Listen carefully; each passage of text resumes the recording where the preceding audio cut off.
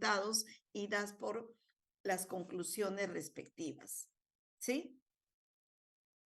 Los puntos 2 y 3 se suelen dar de manera simultánea o también en forma invertida, depende del conocimiento que tengas del problema.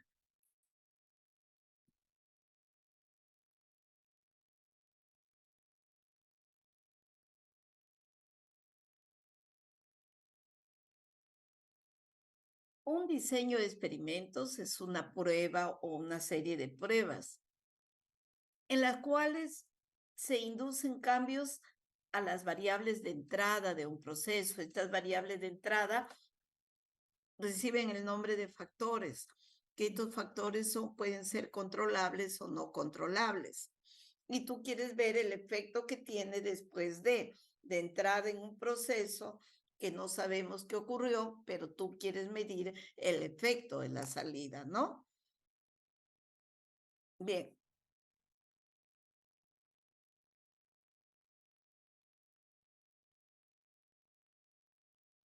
Siempre para realizar un experimento hay dos principios básicos. Uno es la repetición. Con una observación imposible que puedes tomar decisiones. Tú tienes que replicarlo. Pero además estas repeticiones, cuando aplicas el tratamiento o los tratamientos, debes de hacerlo en forma aleatoria. ¿Ok? En forma aleatoria a las unidades experimentales. ¿Ok? Acá nos dice, debe existir más de una réplica por tratamiento. Y cada tratamiento puede tener o no un número de réplicas diferentes. De ahí viene un diseño balanceado o no balanceado. El principio de aleatorización. Los tratamientos se asignan al azar a las unidades experimentales. ¿Qué significa? Suponte ustedes 35 alumnos y dice, van a diseñar un programa un algoritmo de búsqueda, ¿no? Y bueno, los separa en 3 grupos. Entonces, ahí el nivel de la habilidad de ustedes es distinto. Entonces, dice, con el algoritmo 1 va a utilizar esta herramienta, el algoritmo 2 con esta otra y un algoritmo con una tercera herramienta. Pero aquí, ¿cómo asigno para que trabajen con el algoritmo 1? Lo asignaré al azar. ¿Quién lo va a procesar? ¿Ok? El principio de aleatorización. Y el control, de todas maneras, todas las unidades experimentales deben encontrarse en las mismas condiciones. El factor es una variable independiente, una cualitativa. Queremos medir si el factor afecta los resultados del experimento, que estos son controlables o no controlables. En un experimento puedes evaluar uno o más factores. Tú lo puedes ver, estos elementos son susceptibles a la manipulación, sus valores son controlados, sus efectos son evaluados en los resultados del experimento.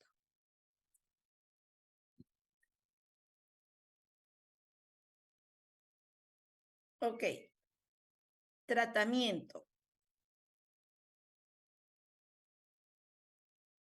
Es el nivel de un factor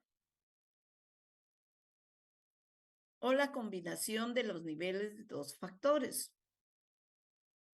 ¿Mm?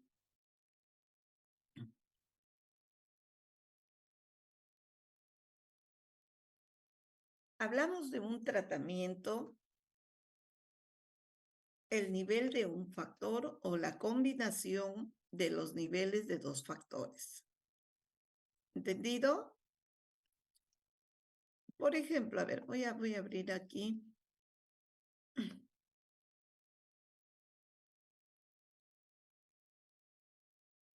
Este es un abrir nuevo.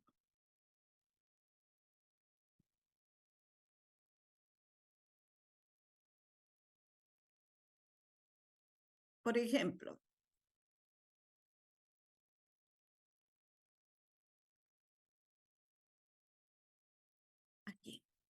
supongamos que tengo esta presencia.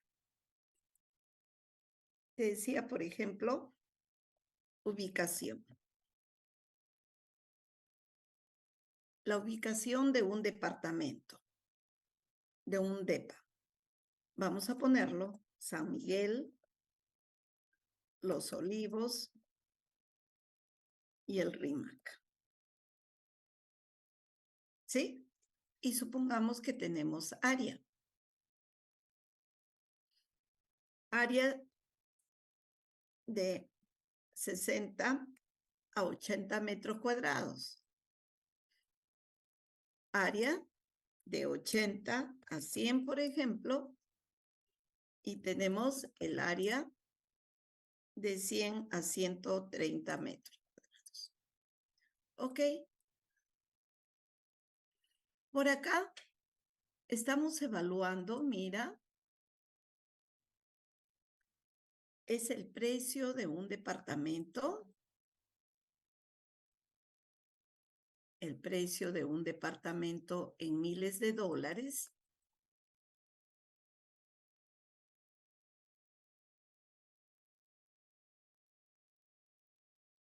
En miles de dólares. Y para este caso, esta es la variable respuesta. ¿Ok? Esta es la variable respuesta. Acá tengo dos factores. Tengo dos factores, ubicación. Y mira, la ubicación se está considerando tres categorías, tres niveles. ¿Sí? Tres niveles. Estoy considerando área. ¿Ok? Área. Y acá hay tres niveles también. Acá hay tres niveles. Bien. Cuando procesamos los datos, en cada tratamiento debe haber repeticiones. Entonces, en este caso, mira, estoy considerando dos factores. Si hubiese considerado solamente ubicación, los tratamientos serían estos tres. Pero en este caso, como hay dos factores, los tratamientos son la combinación de los niveles del factor. Es decir, San Miguel, ¿sí? San Miguel, y con estos tres valores, ¿sí? ¿Correcto? Ahí tengo tres. Tengo por acá Los Olivos, ¿no? Y también estos, ¿ok? Los Olivos y por acá el RIMAC. Aquí tengo un total, mira, de 9 tratamientos. 9 tratamientos, la combinación de estos. Cuando hablamos de dos factores. Entonces, tu objetivo en este contexto, por ejemplo, sería elegir, si tú buscas un departamento que estás pensando en evaluar, cualquiera de estos tres distritos te conviene. Y el área, bueno, te ajustas. ¿Cuál será el mejor tratamiento? ¿Será un departamento con esta área, con esta? ¿O qué departamento te favorece? ¿Correcto? Tú dices, quieres probar en este contexto. Mira, en este contexto, ¿sí? A ver.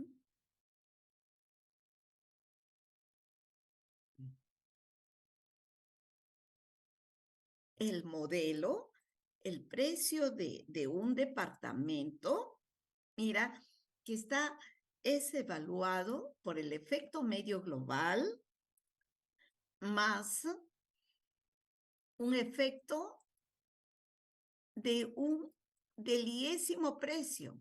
Vamos a ponerle un tau sui, ¿sí? El efecto del iésimo precio. Bien. ¿Correcto? Y este tau sui.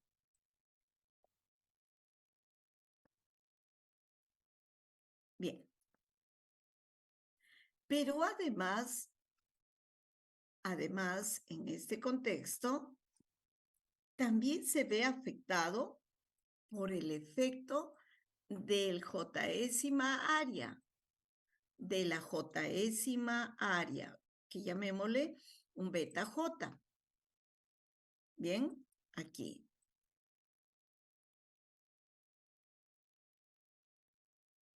Beta J.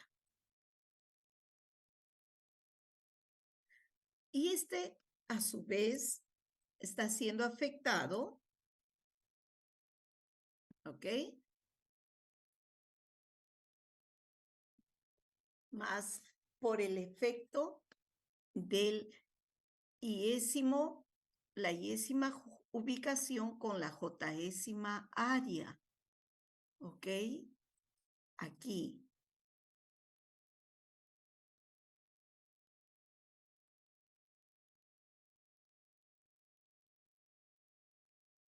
Tau, beta y J. ¿Correcto? Y más, obviamente, un error. Y mira lo que te estoy presentando. Esta es una propuesta de un diseño con dos factores. Con dos factores.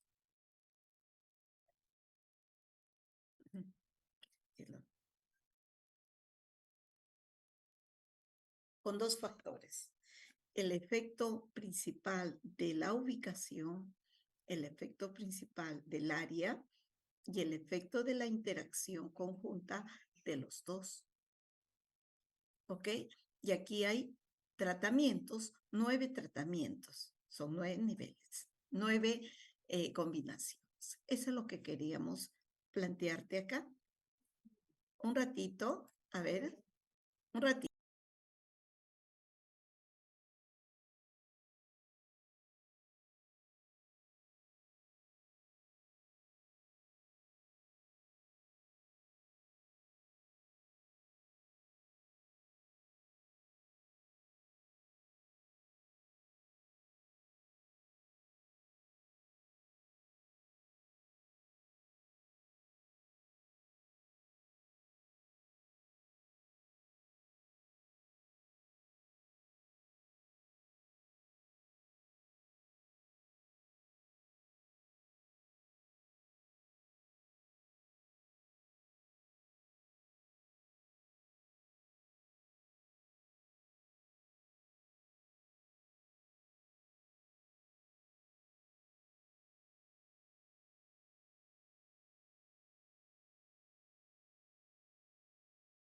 Bien, entonces continuando este punto de lo que quería hacerte mención, ¿ya?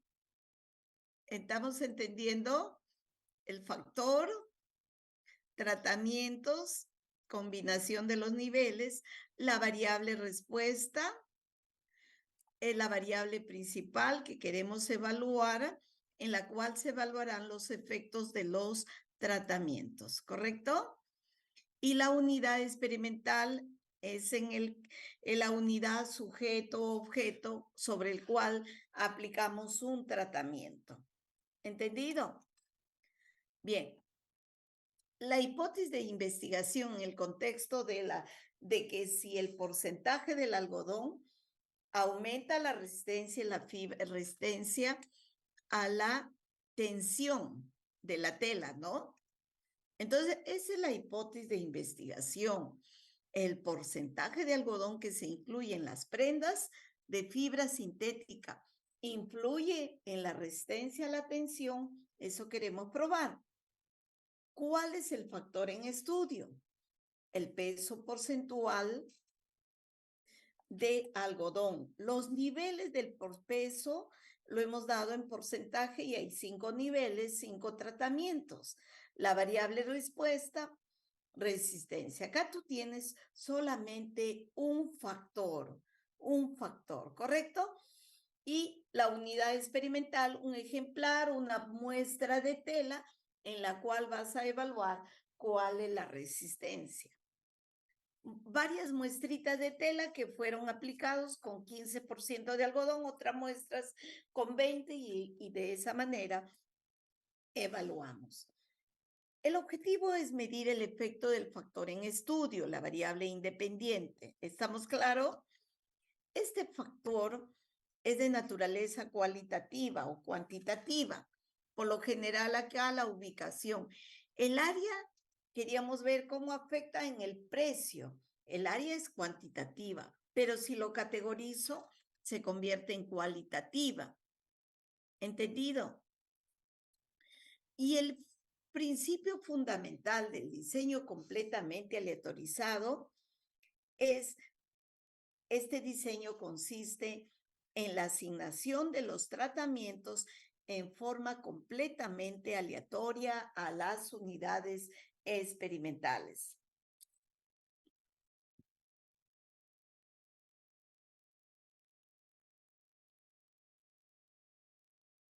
Las unidades experimentales son individuos, grupos, parcelas, animales, áreas, etc. Y uno de los objetivos también radica el principio es que las unidades experimentales sean los más homogéneas, no tengan variabilidad. Personas de la misma edad, del mismo peso, parcelas de igual tamaño, de manera tal que permita disminuir la magnitud del error experimental. ¿Entendido? Este es un diseño, el modelo de un diseño completamente aleatorizado. La variable respuesta, ¿no? Acá nos dice registro en el iésimo tratamiento con la jésima repetición. Esta es la media poblacional, el efecto medio global. El efecto del iésimo tratamiento y el error experimental, donde te indica que también hay supuestos. Deben tener una distribución normal los errores, deben tener una varianza constante en los tratamientos, desde luego, porque si no, falta que un tratamiento tenga una variabilidad alta, cambia totalmente tu análisis, ¿no? Está desvirtuando en el fondo. Ahí te dice que los errores deben tener varianzas homogéneas y los errores deben tener media cero e independientes. Ese es el principio fundamental en el diseño de una vía, de un factor o diseño completamente aleatorizado. El esquema del análisis estadístico de datos primero es comprobar el cumplimiento de los supuestos. Nos podemos validar con el Minitab, ¿no? Que los errores tengan distribución normal, ¿ok? Con la prueba de KS, Kolmogorov, bondad de ajuste, que las varianzas que sean constantes y que los errores sean independientes. ¿Y cómo verificamos el problema de investigación? La herramienta es la técnica del análisis de varianza, AMBA o ANOVA. Descomponer la variabilidad total, en este caso, debido a los tratamientos, ¿sí? Y debido al error. Y como al rechazar la hipótesis nula, tú quieres saber cuál es el mejor, una prueba de comparaciones múltiples, la de tratamientos en pares, llamada prueba de Tukey. ¿Ok? La prueba de Tukey. Bien. Supuestos del modelo. A ver. La normalidad. Planteamos las hipótesis que los errores, perdón, se mueve esto de acá. Los errores deben tener una distribución normal, ¿ok? Los errores se distribuyen normalmente, los errores no se distribuyen normalmente. Aquí un estadístico de prueba también de la bondad de ajuste es de Anderson Darling, ¿no? Y el estadístico es más efectiva, aquí te indicamos para muestras pequeñas. El estadístico de Kolmogorov-Smirnov tiene efectividad cuando se tienen muestras grandes. Hay otro estadístico de prueba para la normalidad de Shapiro-Wilk. Se basa en regresión y correlación cuando la muestra es como máximo 50 datos. Entonces, por lo general, si lo tenemos del Minitab, este estadístico de prueba, si el p-valor es mayor que el alfa, no se rechaza H0, entonces cumple el supuesto de normalidad de errores. ¿Ok? Esta opción. Seguimos.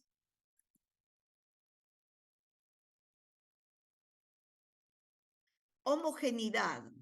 Homogeneidad de varianzas, que las varianzas de los K tratamientos deben ser las mismas. No deben de ser varianzas diferentes. La hipótesis nula, varianzas iguales y la alternativa, al menos una diferente. El estadístico de prueba recibe el nombre de Bartlett. También nos basamos en este resultado del Minitab con este valor.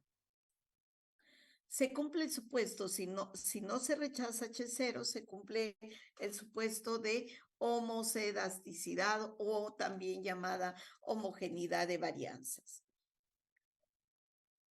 Si cumple el supuesto de normalidad de errores, mira, si la prueba anterior, los errores tienen normal, el estadístico de prueba a analizar es Bartlett.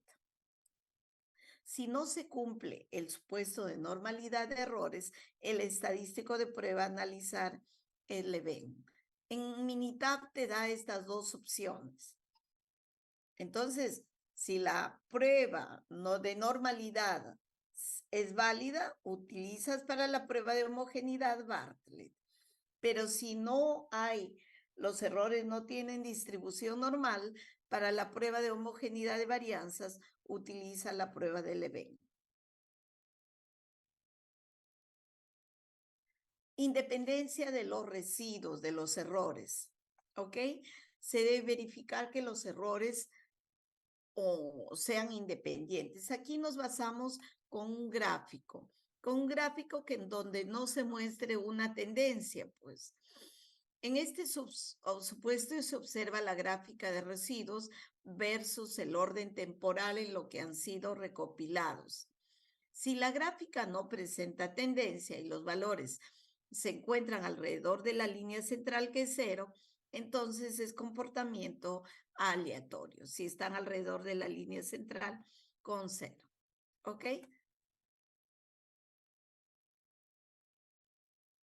Si no cumple el supuesto, por ejemplo, si la gráfica tiene un comportamiento con tendencia, no es aleatorio. Ok, disculpe.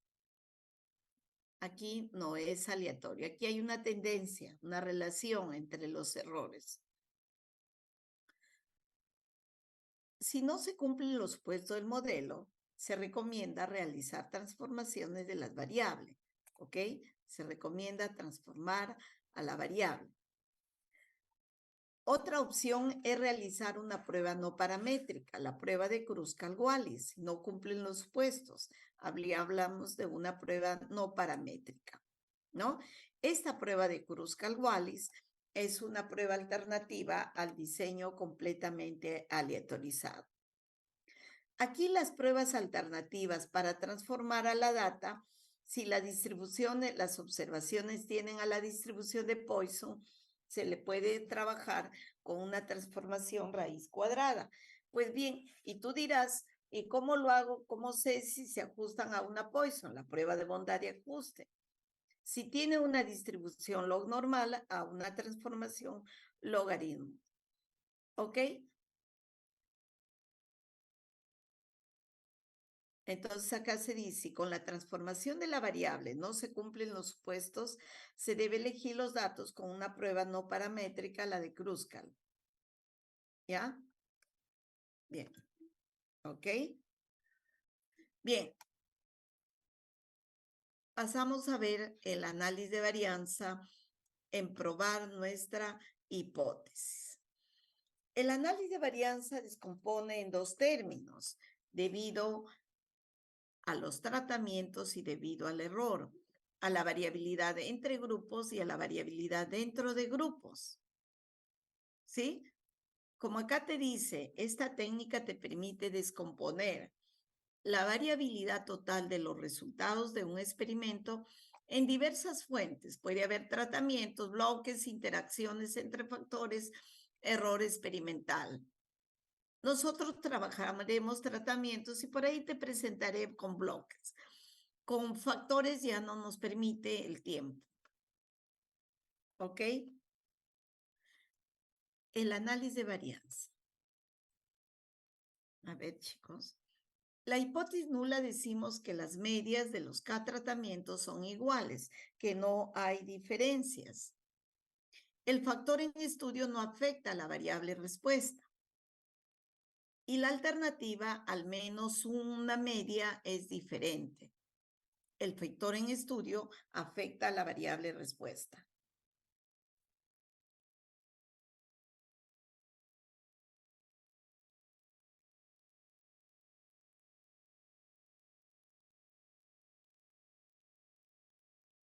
Con un nivel de significación dado, el estadístico de prueba, calculamos el cuadrado medio de tratamiento entre el cuadrado medio del error.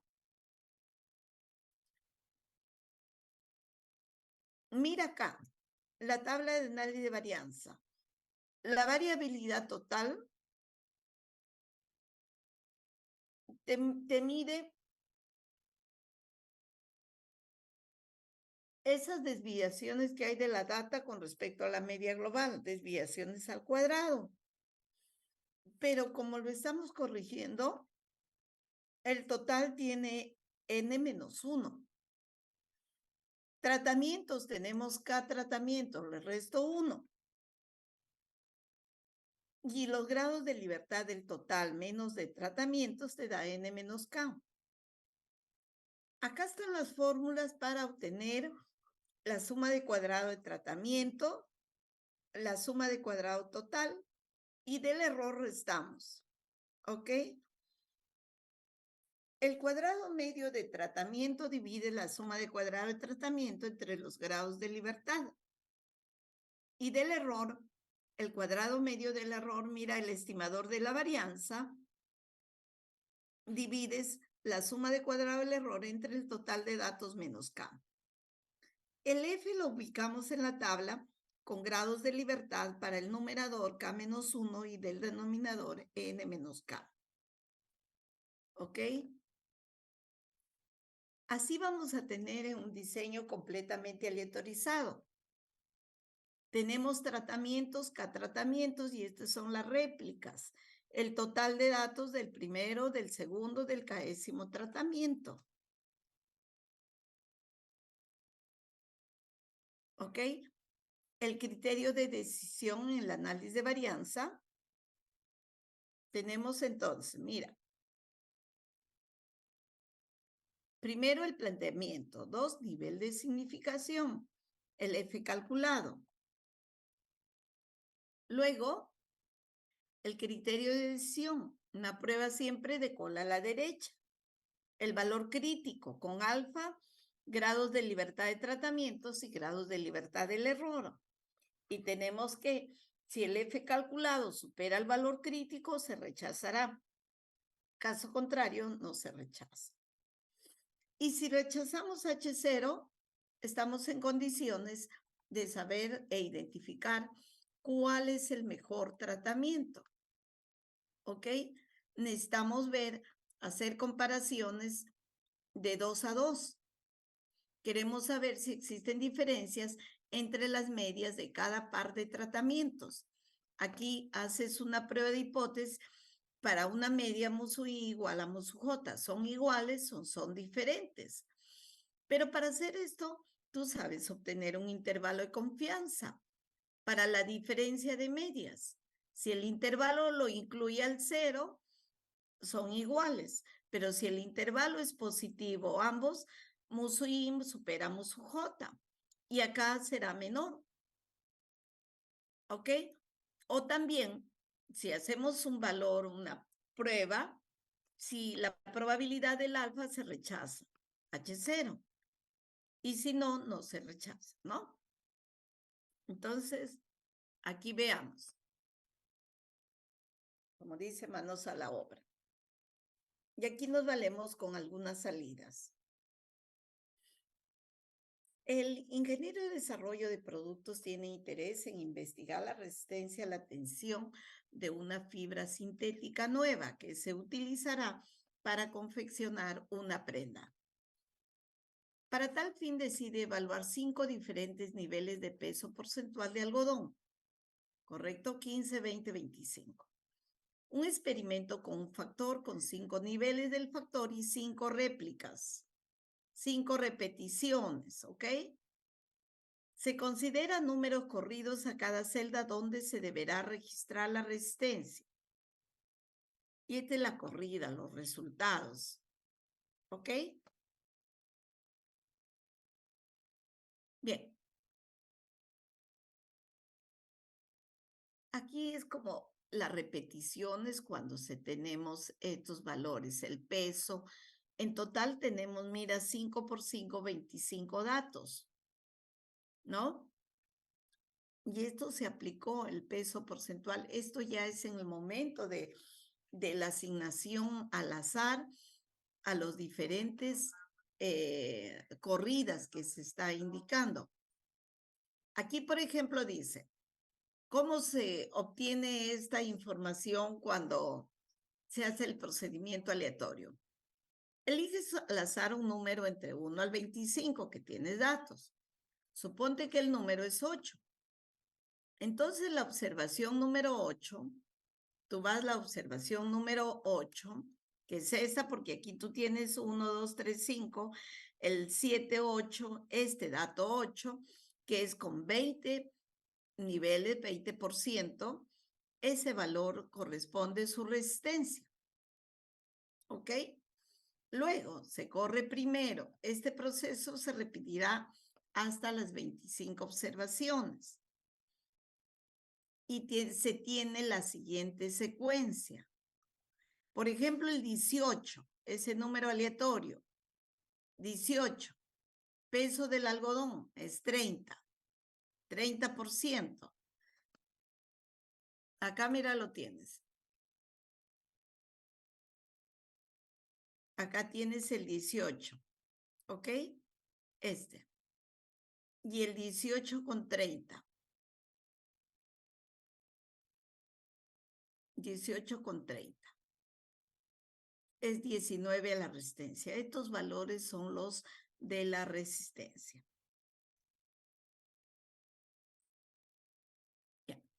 Estos son los valores. El ingeniero, al correr la prueba en el orden aleatorio, registró las siguientes resistencias a la tensión en libra por pulgada al cuadrado. Entonces ya tenemos la data. Lo anterior fue el procedimiento de experimental, de cómo recogieron la data. ¿Entendido?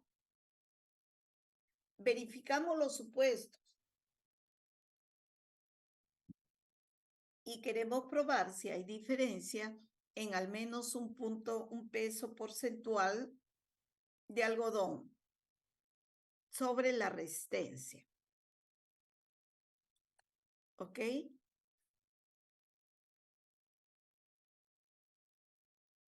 Bien. Y dice acá, el ingeniero considera que a mayor peso porcentual de algodón, mayor será la resistencia de la fibra. ¿Qué peso porcentual de algodón presenta mayor resistencia? ¿Ok? Bien. Verificamos los supuestos de la normalidad. Los errores se distribuyen normalmente y no se distribuyen. Aquí nos dice este AD, el Anderson Allied. Y este te da el p-value, ¿no? Su indicador 0,519. Pero la probabilidad 0.170 supera a 0,05. A un nivel de significación del 5%, los errores tienen distribución normal. Tiene distribución normal. Vamos a la homogeneidad. La prueba de Bartlett. Si son homogéneas, si es normal, vamos a la prueba de Bartlett. Las varianzas son iguales con al menos una es diferente. El p-value es 0,92, ¿correcto? Y supera 0,05, no se rechaza. Por lo tanto, hay homogeneidad de varianzas. ¿Ok? Acá. Por tanto, no se rechaza H0. Prueba de independencia de los errores. Presentan esto un comportamiento aleatorio respecto al cero. No hay una tendencia a crecer o decrecer. Por tanto, diremos que se cumple el supuesto de independencia de errores. ¿Ok? Pasamos a ver la prueba. Si el porcentaje de algodón que se está considerando va a aumentar o va a afectar en la resistencia a la tensión de la tela. Mira, calculamos la suma de cuadrado total. Todos los cuadrados, 7 al cuadrado, 7 al cuadrado, 15 al cuadrado, todo esto, menos el total general. El total general es 376, elevado al cuadrado entre n. Esta es una suma de cuadrado total corregida. La suma de cuadrado de tratamientos, suma de la resistencia con el nivel 1, 49. Elevas al cuadrado entre 5 repeticiones, más 77 al cuadrado también entre 5 para cada uno. Y le restamos este factor, digamos, de corrección, el total, 376 al cuadrado entre n. Te da estos valores. El error le restas 475,76 menos este número, ¿ok? 636 menos 475 del error te da 161,2. Los grados de libertad. Tienes 25 menos 1, 24. Tratamiento, 5 menos 1, 4. 24 menos 4, 20 del error. Entonces, al hacer la división, tienes el cuadrado medio de tratamientos y del error.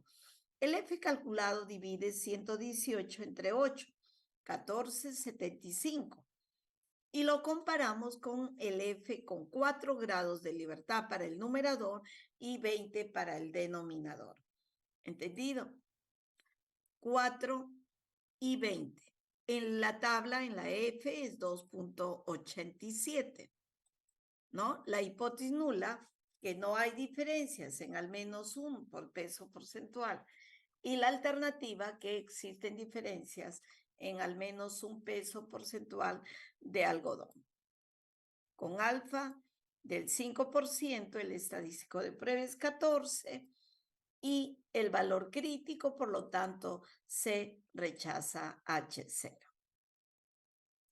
¿Sí? Se rechaza H0.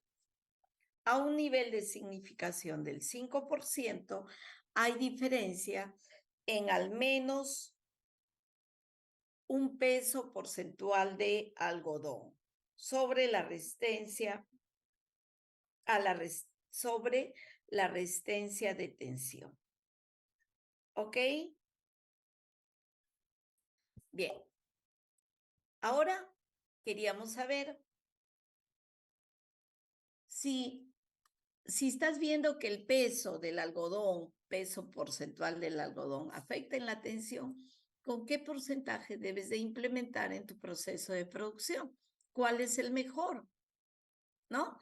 Entonces, por ello, hacemos una prueba de comparaciones a posterior, una prueba de comparaciones múltiples llamada prueba de Tukey. No es la única prueba, hay una prueba de MS, diferencia mínima significativa, pero que en sí es lo mismo. Lo que hace esta prueba, compara 2 a 2 y mira, agrupa. Esta salida lo da el Minitab. Dice, el ingeniero considera que a mayor peso porcentual de algodón, mayor será la resistencia. Entonces tú debes de ubicar aquel porcentaje que te da una mayor resistencia promedio a la tensión. Mira, según Takei, después de haber hecho esta comparación, los agrupa. Nos da esta salida. ¿Ok? Mira, en primer lugar dice, el de 15% tiene una resistencia promedio en libras, ¿no? De 9.8. Luego le sigue de 35, 18, de 20, de 25 y 30. Pero aquí le asigna grupos, letras. Y los que tienen la misma letra, dice que no hay diferencia significativa. Las medias que no comparten una letra son significativamente diferentes. ¿Ok? Con estas son iguales. Aquí son iguales. Entonces,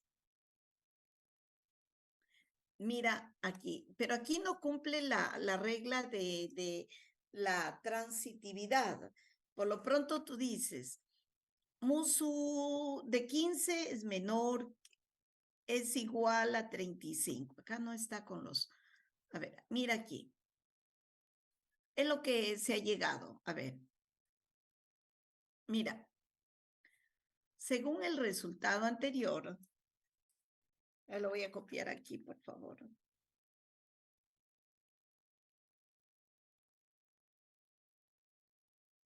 A ver, a ver, a ver, a ver, a ver.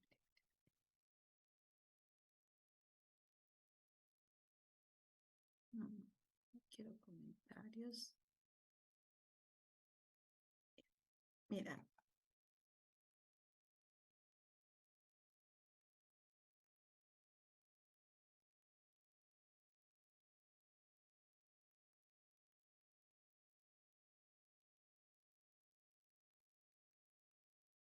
A ver, esto es lo que llegamos en la salida de Tuque con el Minitao.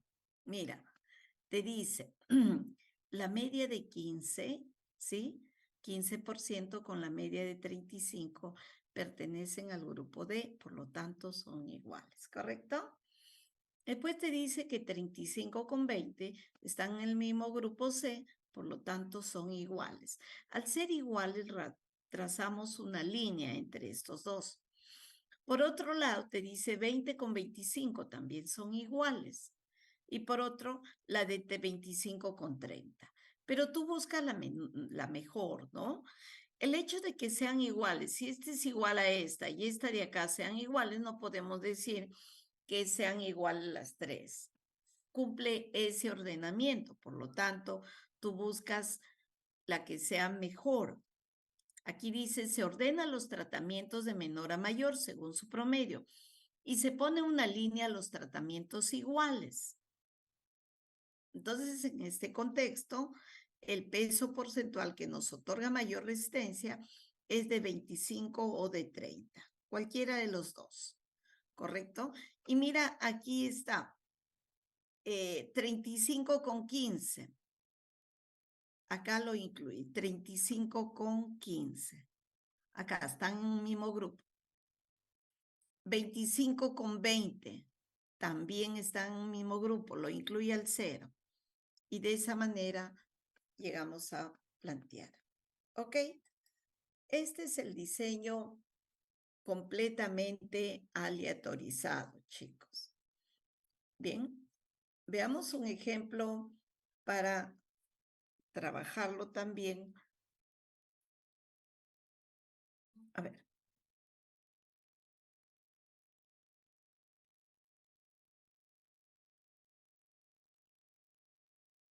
A ver.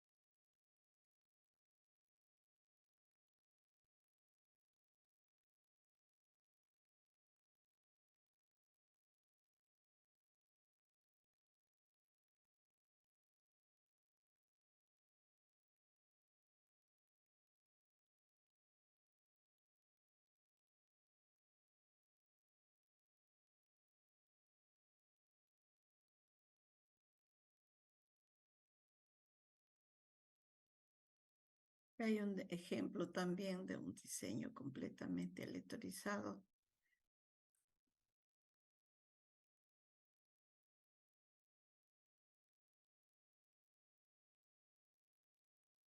Bien, aquí está desarrollado, por favor. Se realizó un estudio de tránsito sobre los retrasos en las intersecciones con semáforos en las calles de una ciudad. Se usaron 3 tipos de semáforo: programado, semiactivado y activado. Se usaron 5 intersecciones para cada tipo de semáforo. La medida de retraso utilizado fue el promedio de tiempo que cada vehículo permanece detenido en cada intersección, segundos por vehículo. Los datos son los siguientes. Acá la variable dependiente es tiempo promedio que cada vehículo permanece detenido, tiempo promedio, segundos por auto, ¿no? El factor es el tipo de semáforo. Tienes 3 tratamientos y aquí réplicas tienes 5. Quieres probar si el tipo de semáforo afecta en el tiempo promedio de cada vehículo, ¿no? Y aquí hacemos un análisis de varianza de un factor. Esta es la salida de Excel. ¿Ok? ¿Cómo lo hacemos? Esto no tiene... Mira.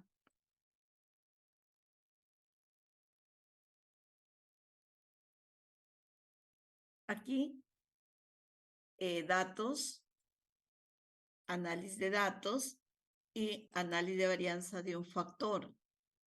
Ingresas todos los datos, incluyendo sus etiquetas, y dónde quieres la respuesta. Eso sería lo que tienes, ¿no? Acá tienes la tablita de análisis de varianza. La varianza aquí nos está mostrando fuente de variación. ¿Ok? Fuente de variación. ¿Ok? Tenemos la suma de cuadrados. ¿Ok? Si nosotros hacemos con la fórmula, a ver, hagámoslo, inicio, perdón. ¿Ya? Y acá hacemos el total general. Bien.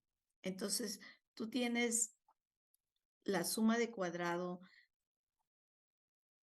total. Es la variabilidad total. Calculemos la varianza muestral, por ejemplo, de todo este conjunto de datos, ¿ok?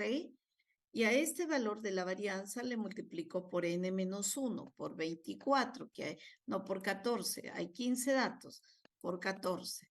Y este número es la suma de cuadrado total, mira aquí, que te da 136, 90, 93, 3, ¿no? O también tú lo ingresas en tu calculadora y fácil también aquí, tú dices para una variable tengo 36.6, 39.2, como que 34, 37.1, 34.1, 17.5, 20.6, 18.7,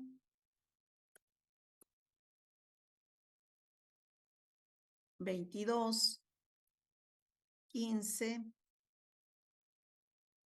10.4, 18.9, 10.5, 15.2, ¿correcto?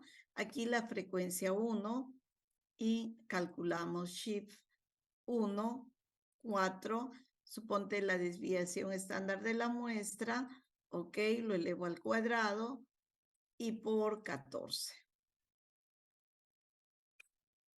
Ahí tenemos la suma de cuadrado total. Estamos yendo de frente al análisis. La suma de cuadrado de tratamiento, aquí lo calculamos, pues. Mira,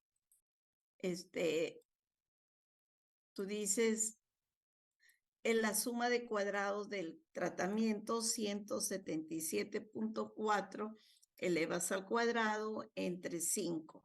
¿Ok? Luego más esta suma de cuadrados 103.5 al cuadrado. ¿Ok? Y este valor entre 5 también más 70 al cuadrado y también entre 5.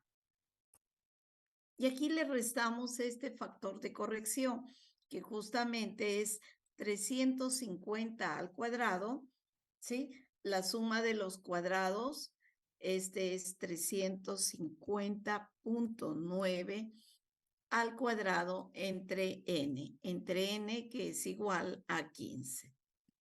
¿Sí? Acá lo estamos restando. A ver, un ratito. Acá.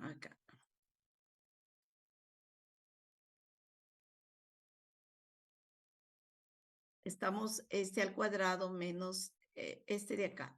Menos este numerito. ¿Qué pasó aquí? 475. A ver.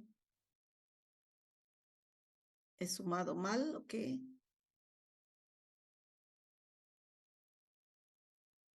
A ver. A ver. A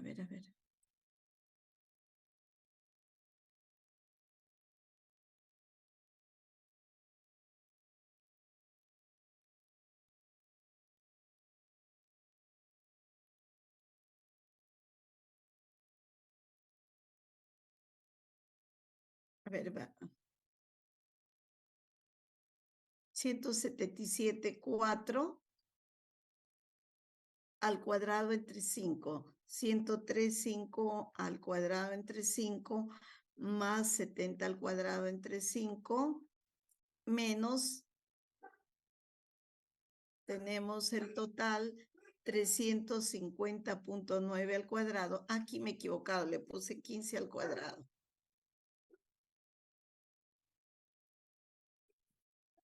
Disculpen, está ladrando mi perro. 15, me equivoqué. 1207.8813. ¿Ok? ¿Vieron acá entonces? Bien, y por diferencia, ¿correcto? Es esta cantidad.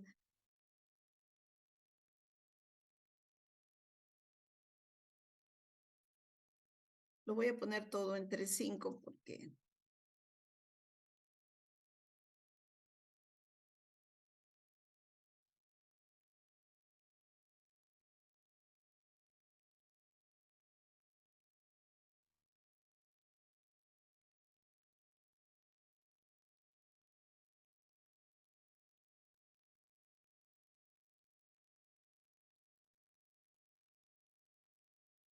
pues tienen la misma cantidad.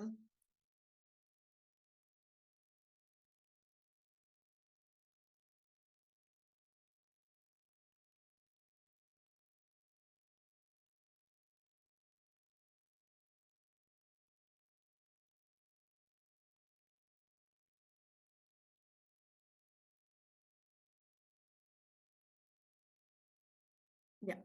Entonces, la suma de cuadrado del error lo obtienes por diferencia, ¿no? La suma de cuadrado total menos la suma de cuadrado de tratamiento. 129.028. Ahí te estamos demostrando. Por lo tanto, la suma de cuadrado total tenemos n-1, 14. Hay 3 tratamientos, le resto 1 y tengo el valor de 12. El cuadrado medio, dividimos la suma de cuadrado de tratamientos entre 2, la suma de cuadrado del error entre 12 y el F calculado, mira acá te lo da, el F calculado. En el Excel te muestra el valor crítico. El valor crítico quiere decir con 2 y 12. Este justamente es el inverso de la F con cola a la derecha, con grados de libertad 2, con 12 y con 0, perdón, esto es probabilidad. 0.05 con 2 con 12.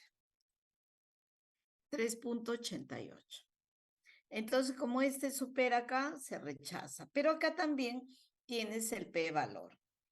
¿Ok? Se rechaza H0. Veamos aquí en el Minitab.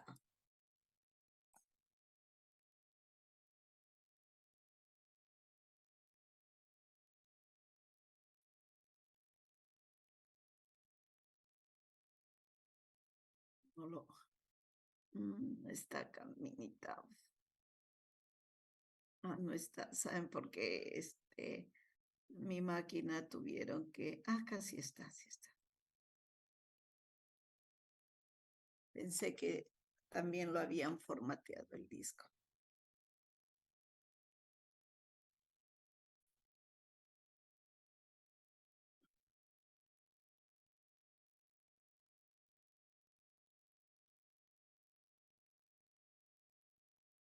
Ya, aquí.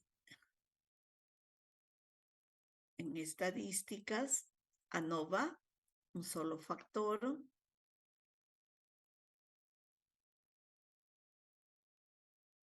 Ya te dice, los datos están en una columna para todos los niveles, los datos están en una columna para cada nivel, ¿no? Aquí seleccionamos y por acá opciones. Tenemos asumir varianzas iguales y aceptar comparaciones. Vamos a dar la prueba de Tuque.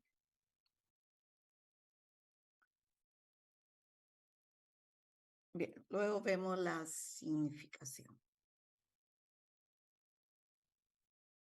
Aquí al parecer estamos viendo son medias distintas. En el activado tiene acá programado, tiende a disminuir. ¿Ok?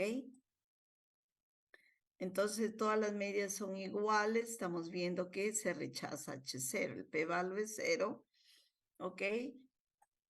Y el factor. Es un intervalo de confianza para cada tratamiento. Y mira aquí.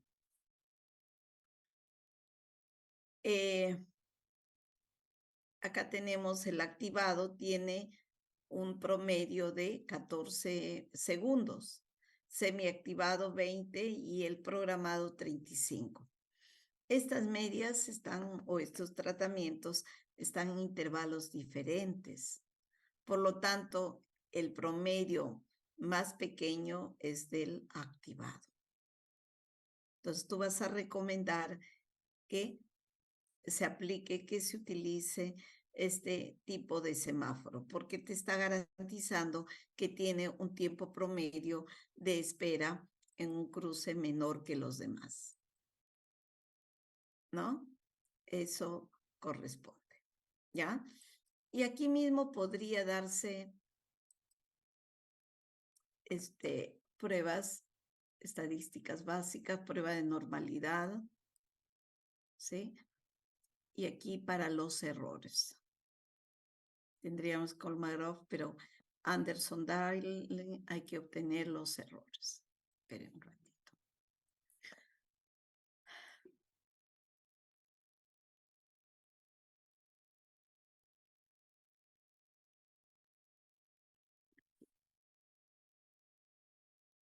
Análisis de medias, ANOVA balanceado.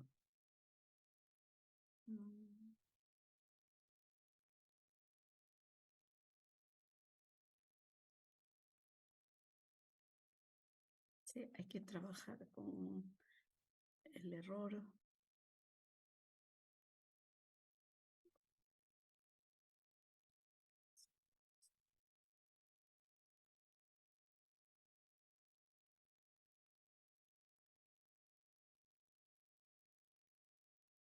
Aquí los residuos.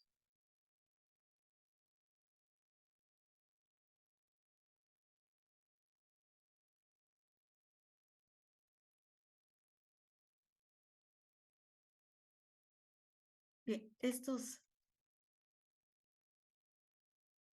que para considerar los residuos tendríamos que haberlo hecho como si estuviera los datos dado de la siguiente manera.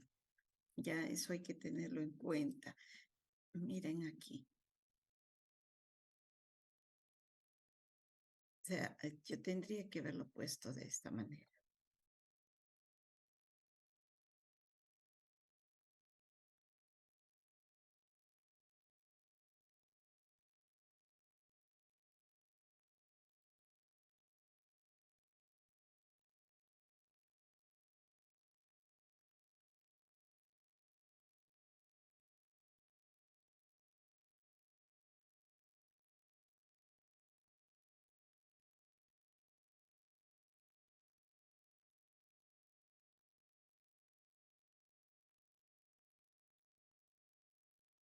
Para tener en cuenta los errores.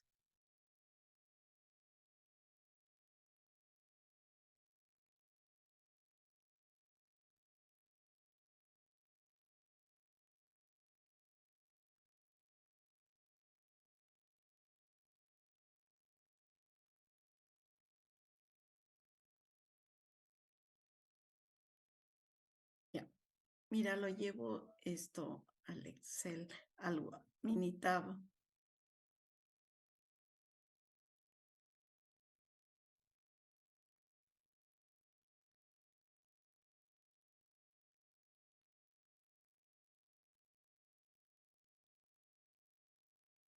Ya.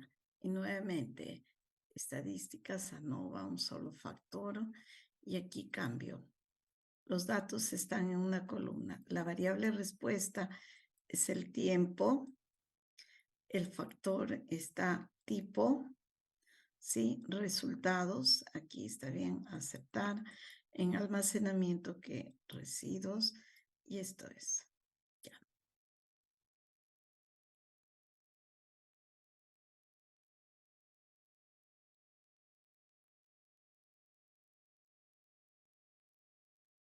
Estos son los residuos, ¿ok? Entonces, para estos residuos vas a ver en estadística básica la prueba de la normalidad, la variable, esta de acá, ¿ok? La prueba de Anderson, bueno, podemos hacer las dos, a ver, y esta de acá, ¿sí? Aquí de Anderson con el p-value 0.497, ¿sí? Entonces decimos que la hipótesis nula, los errores siguen una distribución normal, ¿ok? Vamos a ver la prueba de varianzas, ¿sí? ANOVA, a ver acá, en básicas.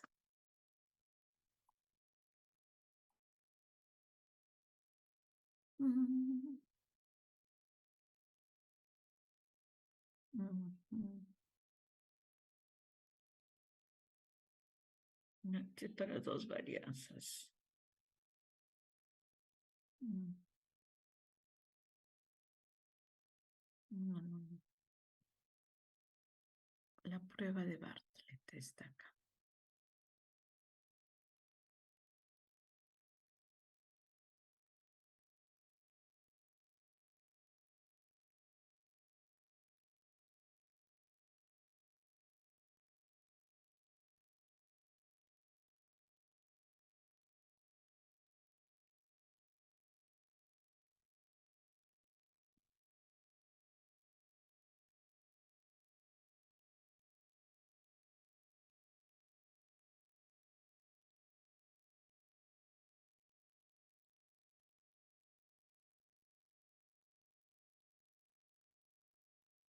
Ya.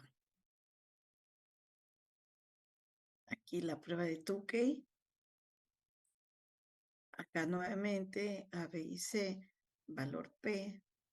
Y tendríamos que plantear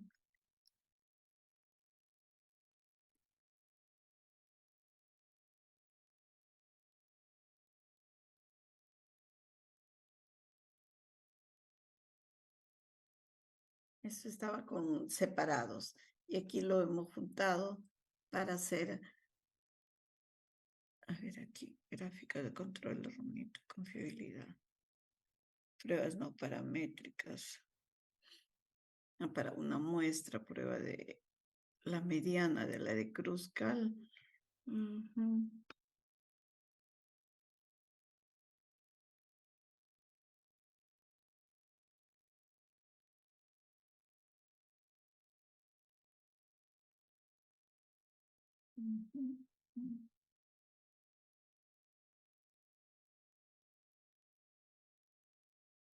Potencia y tamaño de muestra.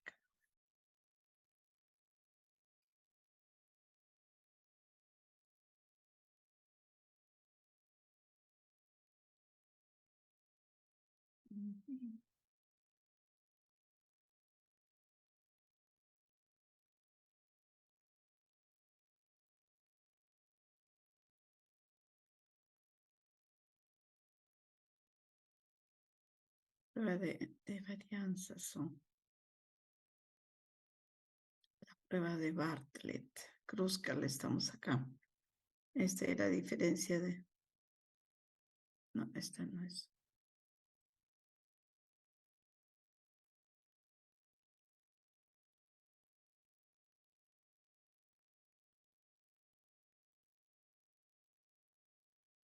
Y para la prueba de independencia, pues es necesario hacer un gráfico de esta variable para ver cómo es el comportamiento. Simplemente para su conocimiento, verlo que esos supuestos para los errores deben de satisfacerse, ¿no? Satisfacer. Entonces estamos viendo este tipo de análisis para el tema del semáforo. Y aquí también está calculado, mira, haciendo una prueba de diferencia mínima significativa. El hecho de que yo te he mostrado con el Minitab usando una prueba de Tukey cuál es el mejor que hace una comparación, pero aquí también hay otra forma de hacer las pruebas de comparaciones múltiples. ¿Cómo es? Mira, tú obtienes la diferencia de las medias muestrales y comparas con este valor, digamos, si el T de Student con los grados de libertad del error, alfa medios, y esta cantidad, el error estándar, cuadrado medio, sobre los tamaños de la muestra, si esta diferencia supera este valor, entonces se rechaza H0. Se rechaza H0. Entonces, aquí hay que necesitamos calcular una diferencia mínima significativa, pero lo vamos a usar en términos absolutos. Si, por ejemplo, el activado con el semiactivado, la diferencia es 6,7 en valor absoluto. El valor T de Student de los grados de libertad y alfa medio, 2.17. El cuadrado medio del error de la tabla de análisis de varianza, ¿ok? Que justamente cuando tú haces la división 2.07, el error estándar, que es el cuadrado medio del error, aquí está, 10.75, y el error estándar, todo esto, ¿sí? Entonces, el DMS, que es esta cantidad 451, como en valor absoluto este supera 451, se rechaza H0. Entonces decimos que hay diferencia entre la media del iésimo del activado con el semiactivado. ¿Sí? El semáforo activado presenta una media de retraso menor que el semiactivado. Hay diferencia mínima significativa. Si aquí comparamos el activado con el semiactivado, 14,27, y aquí está el programado, aquí están los tres, ¿ok? 1,3, el 1,3. Esta diferencia, 35 menos 14 te da 21. El DMS es el mismo porque los tamaños de muestras son iguales. Entonces, no cambia. El cuadrado medio del error y el tamaño 5,5. Como este valor, esta diferencia supera, se rechaza H0. El 1,2, 35 menos 20 te queda 14. este valor supera al DMS, se rechaza. El 2 con el 3, el semiactivado con el activado, la diferencia es 6, 7. Se rechaza. Por lo tanto, aquí se recomienda el tipo de semáforo activado porque registra menor tiempo. Eso queremos hacer. Bien, este es de un diseño completamente aleatorizado, que está también en el aula virtual. Bien. Entonces, tenemos lo siguiente.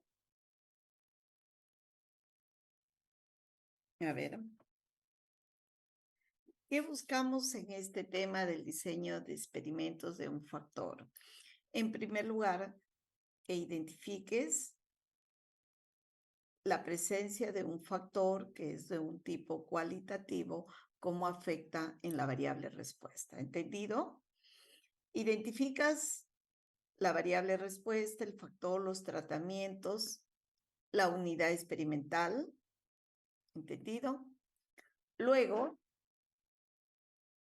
se recomienda validar algunos supuestos, la normalidad, ¿sí? La de varianzas constantes, ¿ok? Y además que sean independientes los errores.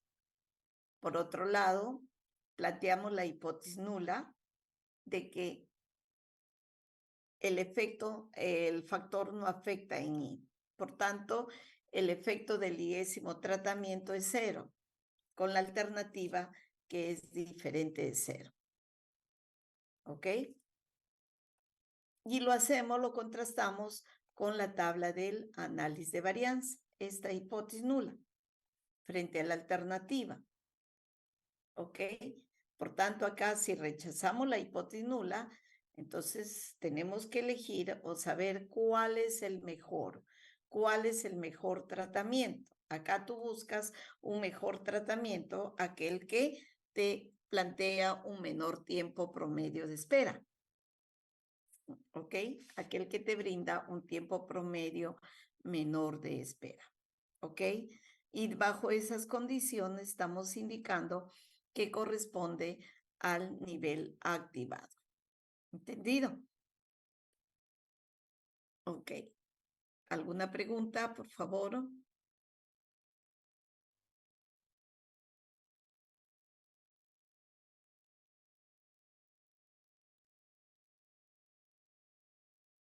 A ver.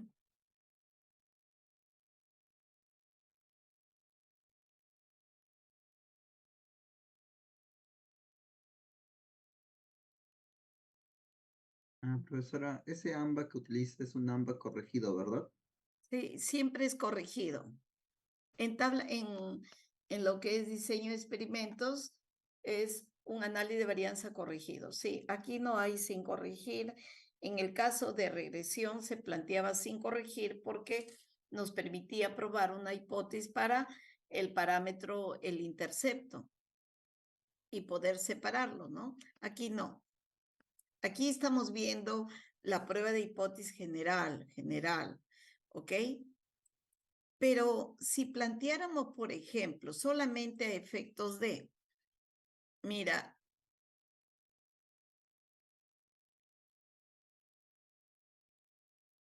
a ver, dentro del enfoque industrial, por ejemplo, acá se tiene una empresa metalmecánica requiere comprar un torno paralelo. Un torno paralelo 1, tiene 2, tiene 3 modelos.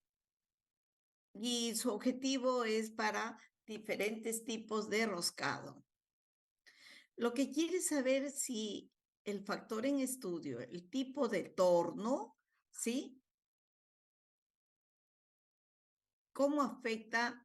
Hay diferencia entre al menos uno de los 3 tornos paralelos que afectan los resultados del experimento, ¿sí? Aquí lo que busca el ingeniero medir el tiempo de realización del trabajo, ¿sí?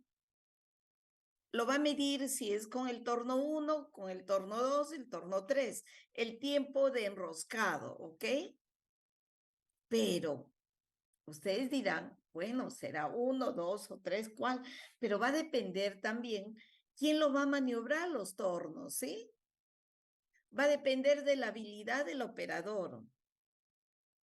Entonces, para este caso, tendrá que diseñar el experimento controlando el efecto del operador. ¿Entendido? Porque si bien va a decir, voy a usar el tiempo, el que me da el menor tiempo, sea el torno 2, pero a lo mejor será muy complicado maniobrarlo y va a depender de cómo es que dependerá de la habilidad del operario. Entonces acá tengo otro diseño, mira, ¿no? Se busca medir el tiempo en realización de un roscado de cada torno. Si a cada uno de los operadores se le asigna un torno paralelo distinto, puede ser que la variabilidad observada entre los distintos tornos sea debido a la diferencia entre los propios operadores. Pero yo no quiero controlar el efecto de los operadores, quiero evaluar el efecto del modelo del torno. Entonces, una posible solución es que cada uno de los operadores manipule los 3 tornos. ¿Sí? Y entonces de esa manera ya lo estamos eliminando el efecto del operador. A ese efecto lo llamamos bloque. Factor bloque es el operador del torno y el nivel del bloque es cada uno de los operarios. ¿Ok? Aquí también tenemos el mismo esquema. Elección de los factores, la variable respuesta, ¿no? El objetivo, medir el efecto del factor en estudio, la variable independiente, ¿no? El diseño, la asignación, aquí lo que hemos mencionado antes. Y aquí este esquema, solamente el esquema. ¿Cuál es la hipótesis de investigación? Este tipo de análisis que tú debes de saber, ¿no? La hipótesis de investigación aquí, quieres probar o saber que alguno de los 3 proveedores es más efectivo. Los 3 proveedores, los 3 modelos, ¿no? De torno es el mejor. ¿Cuál es el factor en estudio? Los modelos de torno, torno paralelo. Los tratamientos, torno paralelo 1, 2, 3, etc. El bloque son operarios. Y tenemos los niveles de bloque, 5 niveles, o aquí 6 está considerando. La variable respuesta, tiempo de realización del roscado. La unidad experimental, un proceso de roscado, pues, ¿no? A cada bloque operador se le aplican los 3 niveles, pero en orden aleatorio. Al operador 1, oye, primero vas a operarlo al tipo A, luego al C, al B. El operador 2 en ese orden. Ellos no saben tampoco. Mira el modelo. Tenemos que la iésimo tratamiento en el jésimo bloque y la késima repetición. Es el efecto medio global, el efecto del iésimo tratamiento, el efecto del jésimo bloque más la parte aleatoria. Se quiere verificar el cumplimiento de los supuestos con la tabla de análisis de varianza, verificar el problema de investigación y una prueba de Tukey. ¿Ya? Normalidad, acá homogeneidad, los errores y por acá. En el caso de una prueba, mira su contraparte no paramétrica, es justamente una prueba no paramétrica Friedman. Para un DCA, la prueba no paramétrica alternativa, el Kruskal. Y aquí en un diseño en bloque es una no paramétrica llamada Friedman.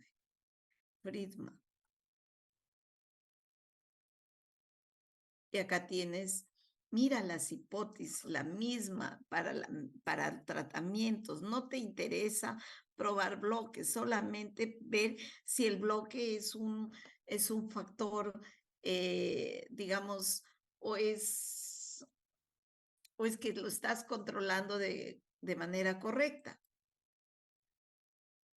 ¿no? Acá tú tienes la disposición de los datos. Tratamiento A tratamientos y B bloques. Aquí rechazamos H0, si el F con alfa, los grados de libertad tratamiento y grados de libertad del error. La prueba de Tukey también igual.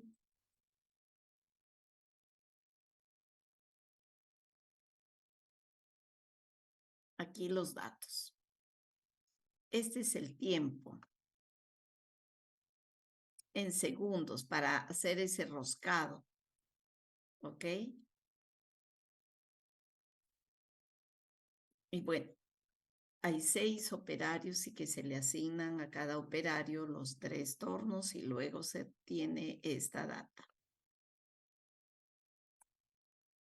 ¿Ok? Es normal, se adapta, los datos se ajustan, son normales, las varianzas son distintas, prueba de homogeneidad de varianzas, ¿ok? Son independientes los errores. Y acá calculamos suma de cuadrado total de tratamientos, de bloques, ¿sí? Igual lo que se hizo todo esto, totales de bloques. Bloques son los operarios, menos el factor de corrección entre el total de datos. Y la suma de cuadrado del error restando la suma de cuadrado total con la suma de cuadrado de tratamiento y de bloques. Aquí, torno y operador, ¿sí? Para torno es lo que nos interesa. Nosotros queremos saber si el operador es una causa ajena de variación. Nada más, no queremos medir si el operador afecta en el tiempo, no. Entonces, al verlo acá, el operador sí ha sido conveniente medirlo como una causa ajena. ¿Hay influencia del torno? Sí. Entonces, a un nivel, el tipo de torno afecta el tiempo de realización. Por lo tanto, se tiene que realizar la prueba de comparaciones múltiples para los 3 tornos, ¿sí? El torno 1 es el que tiene menor tiempo, el 2 y el 3. Pero acá me dice que 1 y 2 están en el mismo rango, tienen la misma asignación, son iguales. Pero buscamos el que te reduzca el tiempo, que tenga menor tiempo. Entonces puede ser con el turno 1 o el turno 2. Se recomienda usar el 1 o el 2. Buscamos un menor tiempo. Bien, chicos. Entonces esto es sobre el tema de diseños de experimentos para considerar en esta evaluación. ¿Ya? ¿Ok?